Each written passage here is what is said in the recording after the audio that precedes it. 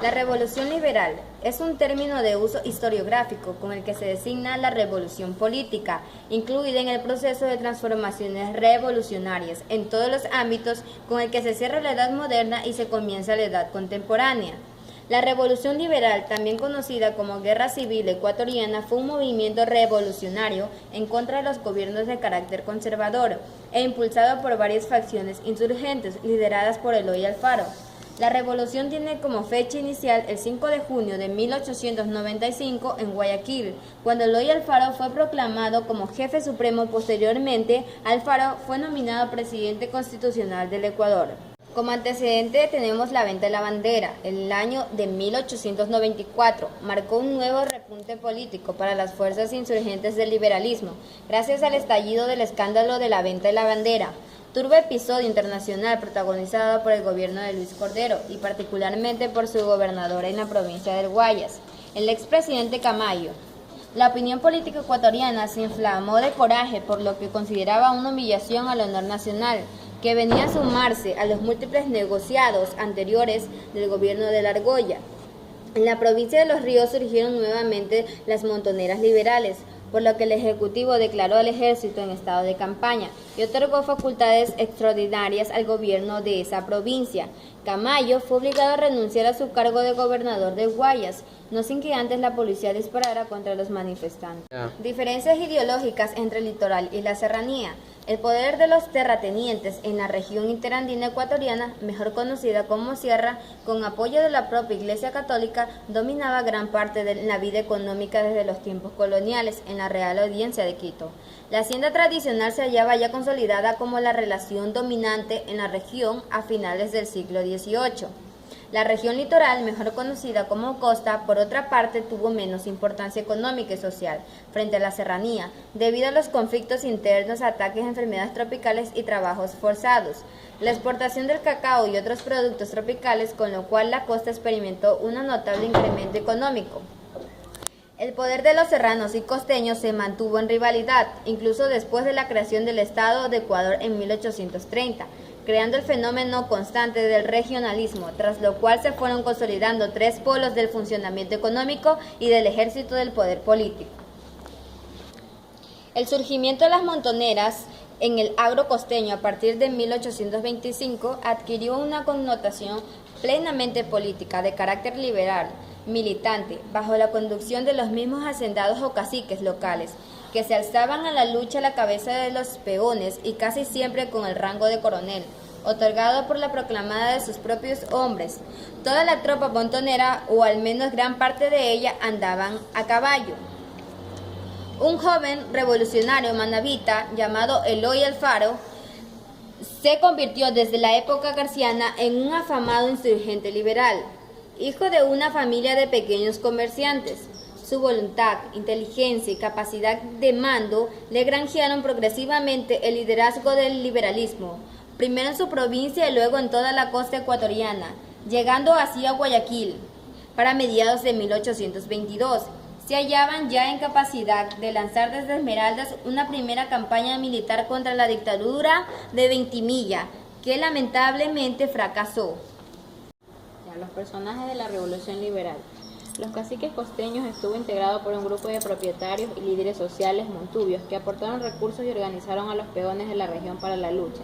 Ellos fueron Manuel Antonio Franca, General Pedro Jacinto Montero, Juan Manuel Triviño, Manuel Serrano Renda, el doctor Juan Borja Mata y Wenceslao Ugarte, Carlos Concha, Zenón Sabando, Dionisio Andrade y José María Gracia, Plutarco Bowen, Emilio Figueroa y otros ciertos caudillos liberales serranos que con su acción fortalecieron la lucha alfarista, Francisco Moncayo, Nicanor y Rafael Arellano, Ulpiano Páez y Julio Román, entre otros.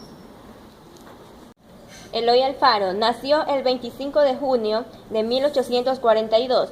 Fue un militar y político ecuatoriano, máximo representante del liberalismo radical. Fue presidente de la República en los periodos 1895 y 1901 y 1906 y 1911.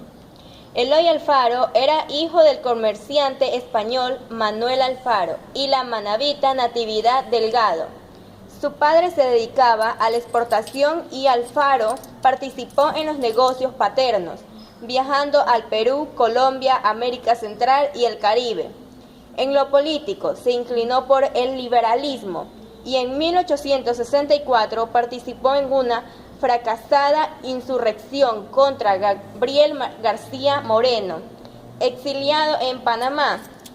Allí emprendió varios negocios con éxito. En 1872, y siendo ya un hombre rico, contrajo matrimonio con Ana Paredes Arosemena.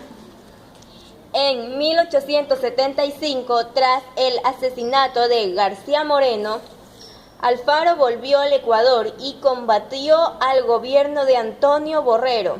Apoyó el golpe de Estado de Ignacio Ventimilla en contrato de Borrero. El 8 de septiembre de 1876, tras el cual fue nombrado coronel, pero meses después se declaró contrario a Ventimilla, que no cumplió el programa liberal prometido. A inicios de 1883, Alfaro fue proclamado jefe supremo de Manabí y Esmeraldas y organizó un ejército que derrotó al dictador, cuyo último reducto, Guayaquil, cayó el 9 de julio de 1883. Tras el triunfo restaurador, como se llamó el movimiento coligado en contra de Ventimilla, una asamblea constituyente eligió como presidente a José María Plácido Camaño frente a Alfaro. Sostenido por los liberales, en 1884, cuando Camaño se instaló en el poder, Alfaro encabezó una nueva revuelta que suspendió tras casi 4 años de lucha, dedicándose entonces a los contactos internacionales. Sus adversarios se referían a él con el sobrenombre burlesco de general de las derrotas debido a sus fracasos militares. El asesinato de Eloy Alfaro. El 28 de enero de 1912, en la ciudad de Quito, una horda de criminales, impulsada por los más grupos de conservadores de aquella época, entre ellos grupos garcianos, liberales, derechistas, oportunistas y clérigos, fanáticos repudiables y algunos militares traidores a la revolución alfarista del 5 de junio de 1895. Cometió uno de los más horrendos crímenes en la persona del viejo luchador, el general Eloy Alfaro, y algunos de sus coidearios, entre ellos sus hermanos, los generales Medardo y Flavio Alfaro, así como Ulpiano Páez y Manuel Serrano, el periodista Luciano Corral, los mismos que fueron asesinados en el penal García Moreno y arrastrados hasta el sitio elegido, en donde fueron incinerados, tomando en cuenta que 2 días antes, en Guayaquil, fue asesinado el general Pedro Montero. Según los historiadores, estuvieron directamente involucrados en este hecho, además del clero conservador, el general Leonidas Plaza y Carlos Freire, terratenientes y dueños de indios y sedientos de poder y riqueza. Sin embargo, nunca se castiga a los reales autores de estos crímenes, manteniendo una recóndita impunidad como hasta hoy. En el Ecuador ocurrió la Revolución Liberal. En 1894 comienza la Guerra Chino-Japonesa. En 1895 comienza la Guerra de la Independencia Cubana. En 1904 comienza la Guerra Ruso-Japonesa y en 1911 la Revolución de la República Política de China. Debería saber esto. Este golpe de Estado nombra al general Eloy Alfaro, el viejo luchador, como jefe supremo de la República. Para 1896 se estableció la primera Asamblea Constituyente Liberal y la consiguiente Constitución, la 11ª expedida en 1897, donde se establecieron libertades civiles fundamentales como la derogación de la pena de muerte, la libertad de culto y la posibilidad de que todo habitante de Ecuador sea ciudadano. En esta época, Ecuador se completó como Estado-nación. El movimiento alfarista fue un catalizador de la integración nacional. En lo ideológico, al forjar una identidad nacional liberal, y en lo económico con la creación del ferrocarril Guayaquil-Quito. El régimen liberal y la nueva constitución arrebataron la educación, y el registro civil de manos de la Iglesia. Se instauró el matrimonio civil y el divorcio. Gran parte de los latifundios de la Iglesia fueron expropiados. Se eliminó el diezmo. Se despenalizó la deuda de tributos impuestas a los indígenas. Además, la educación primaria se instauró como obligatoria, gratuita y laica. La oligarquía liberal, en la cual confluyeron los terratenientes y la banca costeña, fue favorecida por las reformas económicas. Sin embargo, no estaba dispuesta a poner en riesgo los mecanismos de producción.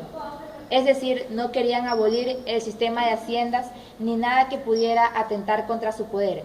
Es entonces que se aliaron con el general Leonidas Plaza, quien tuvo apoyo de Alfaro al subir a la presidencia, pero que luego se empeñó en evitar la vuelta al poder del viejo luchador. Alfaro y la izquierda socialista. Fue la materialización del capitalismo bancario naciente, de la economía de exportación, de la zona litoral, de la política burguesa recién nacida, con el sentido liberal que es históricamente su expresión y su forma. La educación laica en la siguiente generación produjo marxistas, comunistas, socialistas y no liberales. La obra de Alfaro, apelado El viejo luchador, es una de las más notables de los gobernantes del Ecuador, tanto por las transformaciones ideológicas que logró como por las obras que realizó. Fueron también numerosas sus intervenciones en el campo social. Exoneró del tributo territorial a los indios de la sierra y a los montubios de la costa. Suprimió la prisión por deudas, permitió la participación de la mujer en cargos administrativos y promovió escuelas y centros de educación.